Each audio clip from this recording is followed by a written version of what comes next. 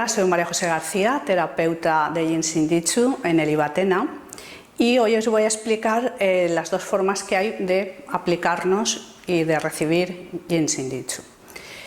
Por un lado está el tratamiento de autoaplicación o de autoayuda, y por el otro lado están las sesiones personalizadas con un profesional.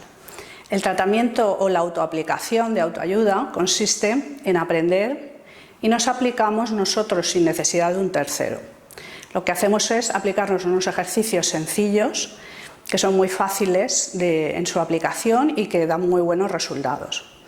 Y bueno, esto está indicado especialmente pues, para patologías o desarmonías leves, o bueno, como prevención o simplemente porque queremos mejorar el bienestar. Luego ya tenemos la sesión personalizada, tenemos una sesión personalizada con un profesional. Entonces ya para ello concertamos una visita con un profesional que tiene que estar cualificado y calificado para impartir esta terapia y bueno, y se ocupa primero evidentemente de realizar el tratamiento personalizado y luego de seguir la evolución la evolución sobre la persona, ¿no?, a la que se le está aplicando. Y bueno, evidentemente esto ya está indicado, estos tratamientos están indicados pues, cuando ya tenemos una desarmonía o una patología bien crónica o bien severa.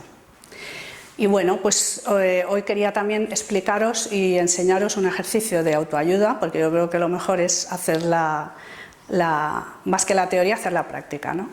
Entonces, ese ejercicio de autoayuda que os voy a enseñar es para armonizar el cierre energético de seguridad número 17 y sirve para equilibrar el sistema nervioso y para la relajación mental.